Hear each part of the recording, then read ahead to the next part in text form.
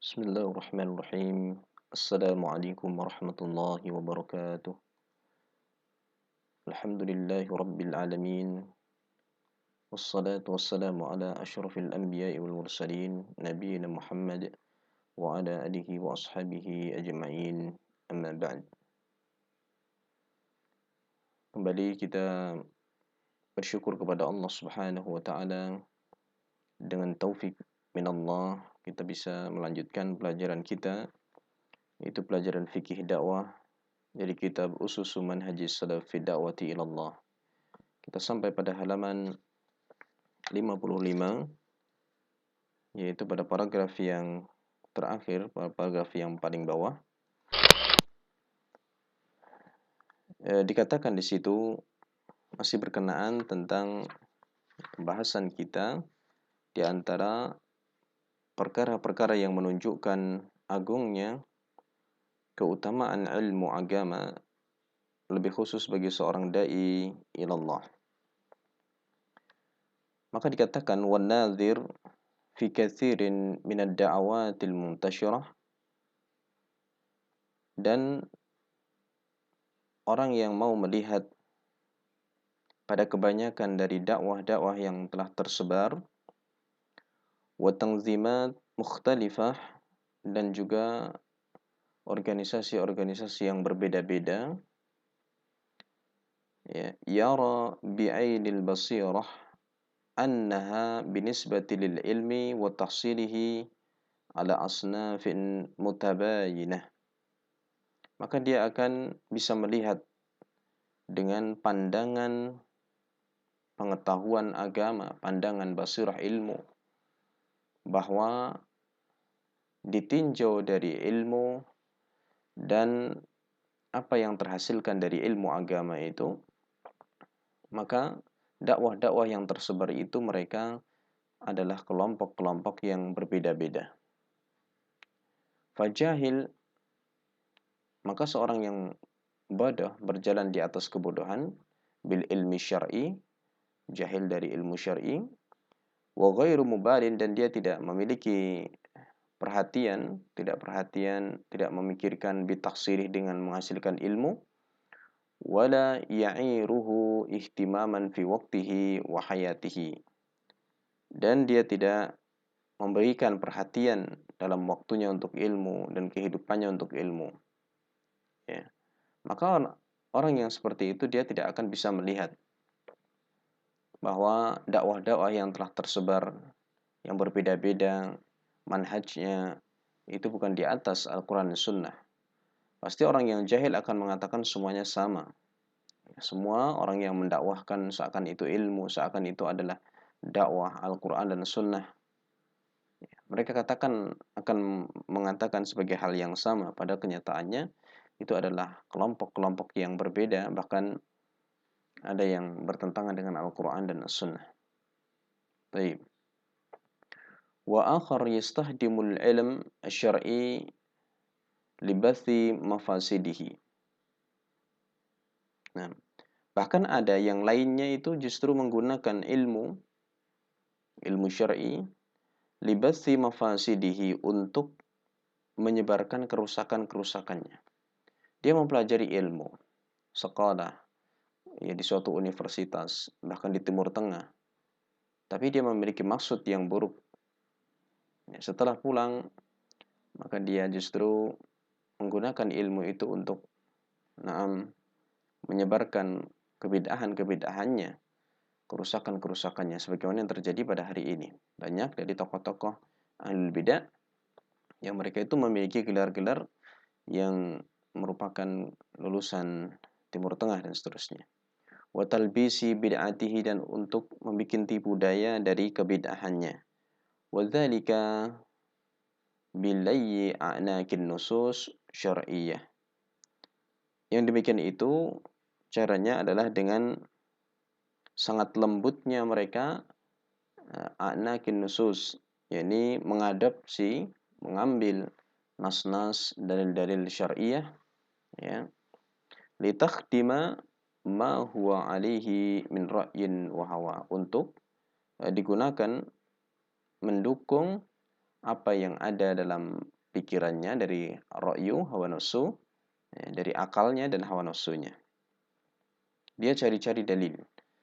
Dalilnya sesuai dengan Al-Quran dan Sunnah. Dan ayat dari Al-Quran, hadis dari Sunnah, namun digunakan untuk uh, mendukung dari akalnya atau hawa nafsunya. Yatlubul ilma la'ala qawaidi ahli ilmi wal basirah. Dia mencari ilmu itu bukan di atas kaidahnya para ulama dan ahlul basirah. Bal ala turki ahli bidah wal hawa. Tetapi di atas jalannya ahlul bid'ah dan pengikut hawa nafsu. Wahiyya tariqatun yaslukuha ba'du ahli turukil qadimah wal hadisah. Dan itu merupakan metode yang telah ditempuh oleh sebagian ahli firqah, ahli orang-orang yang mengikuti jalan-jalan yang menyimpang, baik itu di masa dahulu maupun di masa sekarangan ini. Li khidmati mahum alaih, untuk sekali lagi untuk mendukung apa yang mereka usung di atasnya dari kepentingan-kepentingan hawa nafsunya, kepentingan akalnya. Wa fi bayani hali haula'i wa amsalihim yaqulu al-Imam Ibnu Qayyim rahimahullah, untuk menerangkan keadaan dai-dai atau dakwah yang seperti itu atau yang semisalnya, beliau Ibnu Qayyim memberikan penjelasan, wa hadhihi hiya halu hadhil firaqil haditsah. Inilah keadaan dari kelompok-kelompok yang baru fi syariah, dalam syariat, ma'a syariah, ya, bersama dengan syariah. Artinya membuat kelompok yang baru dengan menggunakan ya dalil syariat, tapi untuk menghancurkan, merusak syariat.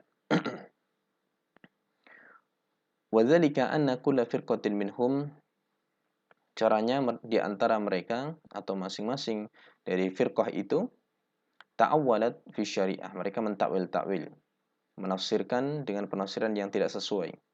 Ta'wilan ghaira ta'wil, dengan penakwilan, penafsiran yang tidak sesuai dengan takwil atau penafsiran alladzi ta'awwalathul firaqul ukhra, yang tidak sesuai dengan atau berbeda dengan yang ditakwilkan oleh kelompok-kelompok yang lainnya. Jadi masing-masing kelompok itu membuat penafsiran dari ayat maupun hadisnya itu sesuai dengan kehendak mereka sendiri-sendiri.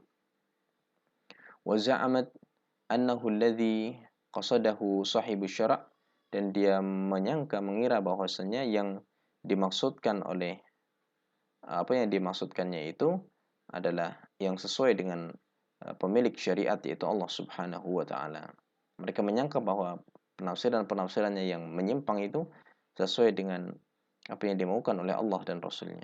Hatta tamazzaqa syara', ya, sehingga mereka malah justru merusak syariat ini. Kullu mumazzaq, dengan kerusakan yang besar. Baik.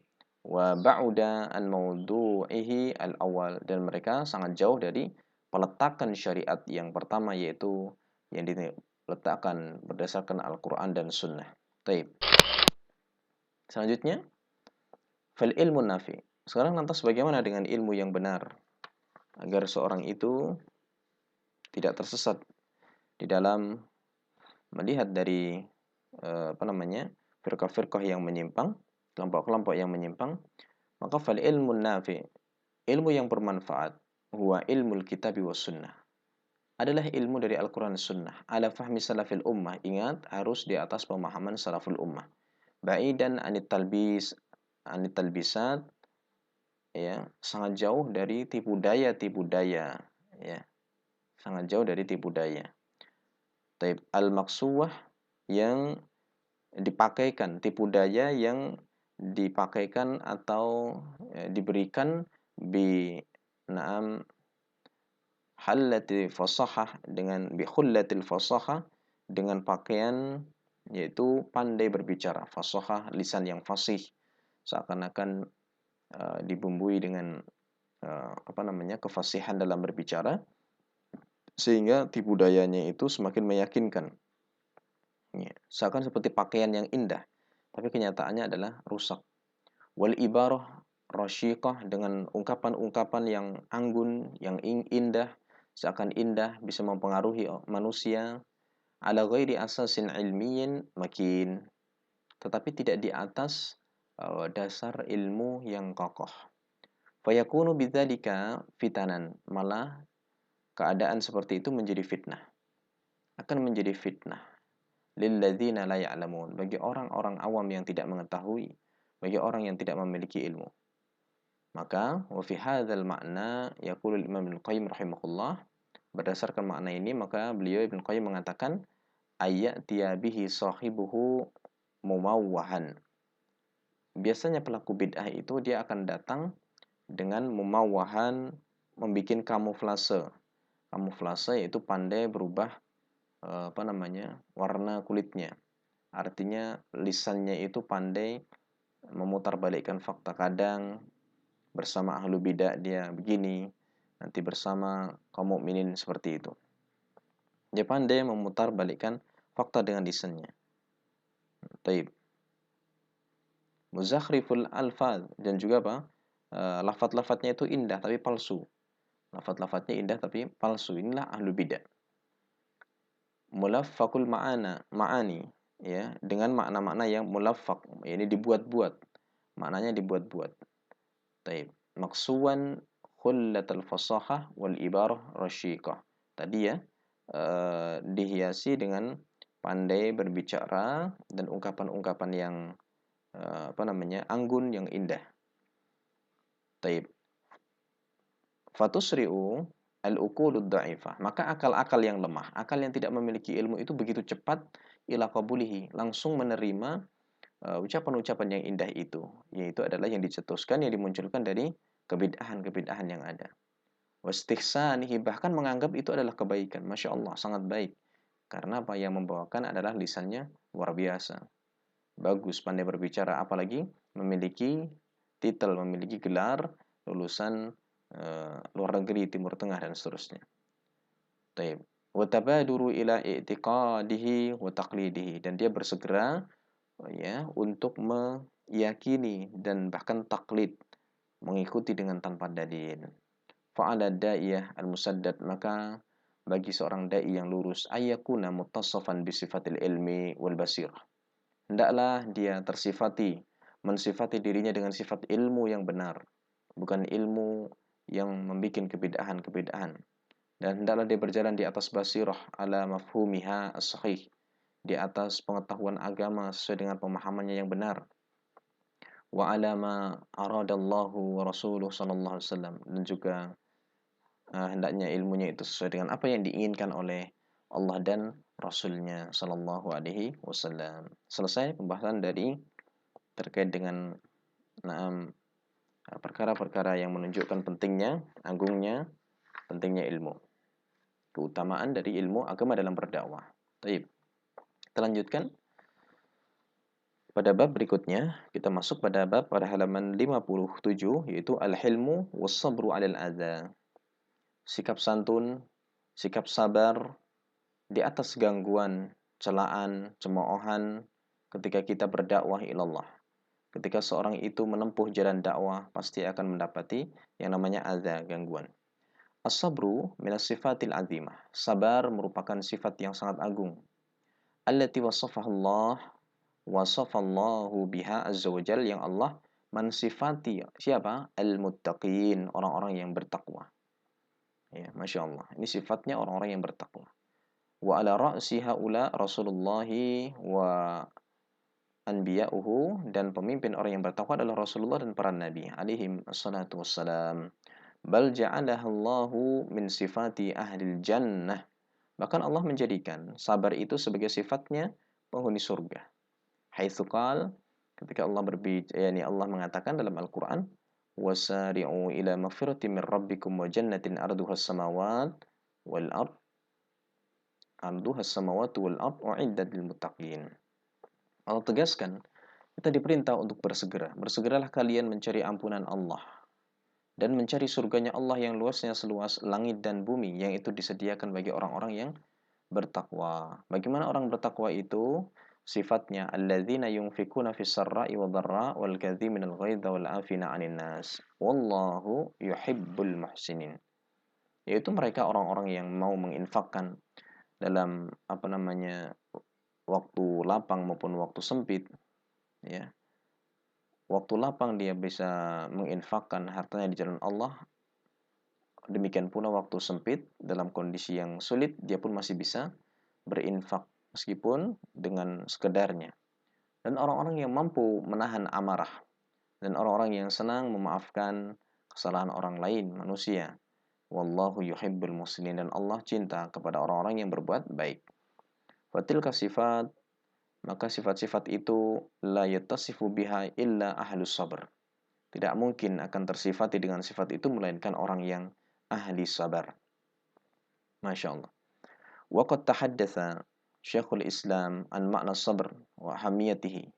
Syekhul Islam pernah bercerita tentang makna sabar dan pentingnya sabar.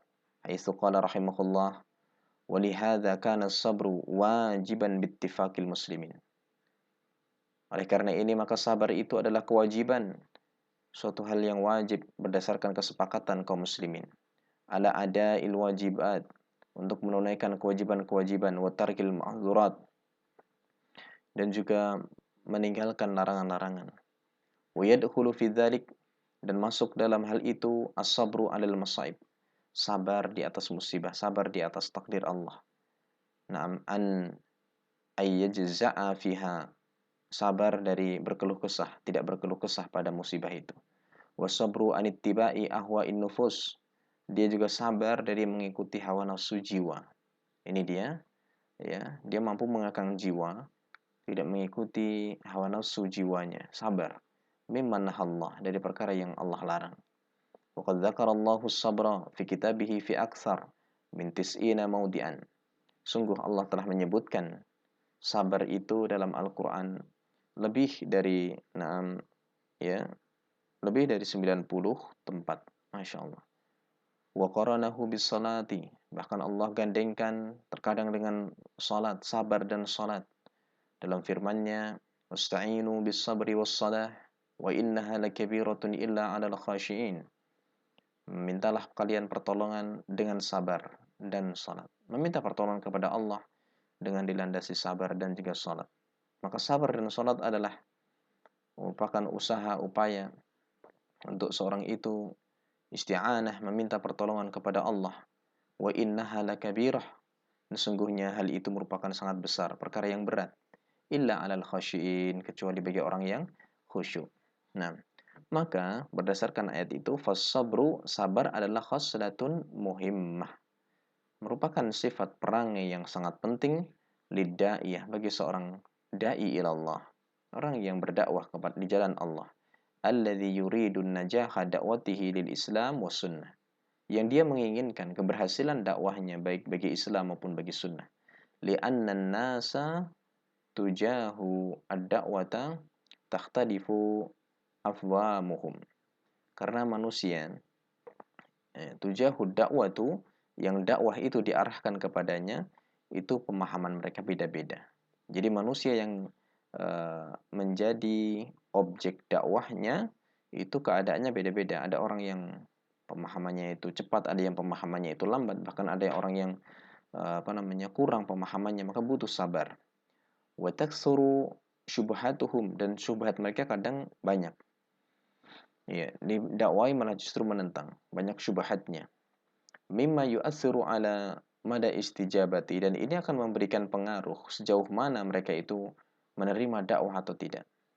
Fa biqadri ma fid da'iyah min sabrin wa tahammulin, maka seukuran dengan sejauh mana pada seorang dai itu memiliki kesabaran dan dia mampu menanggung, memikul beban penderitaan, yakunu mada istijabatin nasi lahu, maka sejauh itu juga tingkat penerimaan manusia kepada dakwahnya. Iya, semakin dai itu sabar dan semakin mampu memikul beban dalam berdakwah, maka insya Allah tingkat penerimaan manusia itu semakin besar.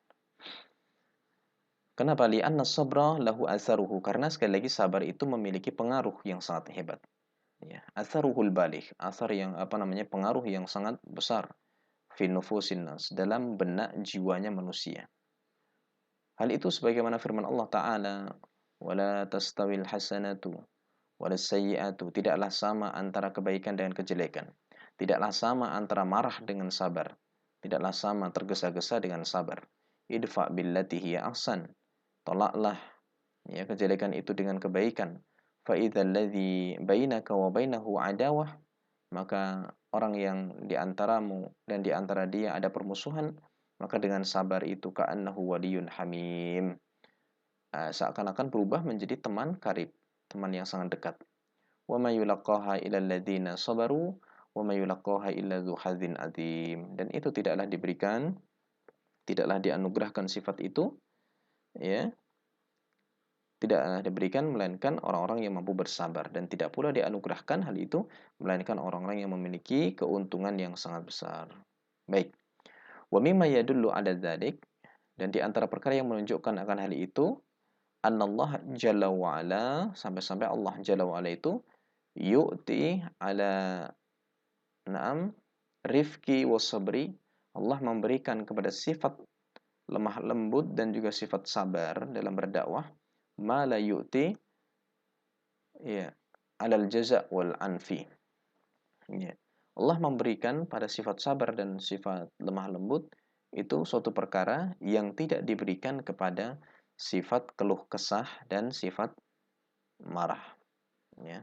Tidak diberikan kepada sifat keluh kesah dan sifat keras, kemarahan. Ya. Jelas ini tidak akan diberikan karena ini akan merusak. Wa fi dzalika yaqulu sallallahu alaihi wasallam, karena itu Rasulullah bersabda, innallaha rafiq yuhibbur rifqa. Allah itu zat yang maha lembut, mencintai kelembutan. Wa yu'ti 'ala rifqi, dan Allah memberikan kepada sifat lembut ma la yu'ti 'alal anfi. Ya, suatu perkara yang tidak diberikan kepada sifat keras. Ya, sifat keras. Wa ma la yu'ti 'ala siwa, dan Allah tidak memberikan kepada sifat yang selainnya, selain lemah lembut. Taib. Ala kulli hal, bahwa kelembutan, kesabaran itu jelas akan memiliki pengaruh yang sangat hebat yang akan membawa kepada keberhasilan dakwahnya. Barakallahu fiik. Wallahu ta'ala bissawab. Mudah-mudahan bisa dipahami. Kurang lebihnya mohon dimaafkan. Wassallallahu ala nabiyina Muhammad wa ala alihi wa sahbihi ajma'in.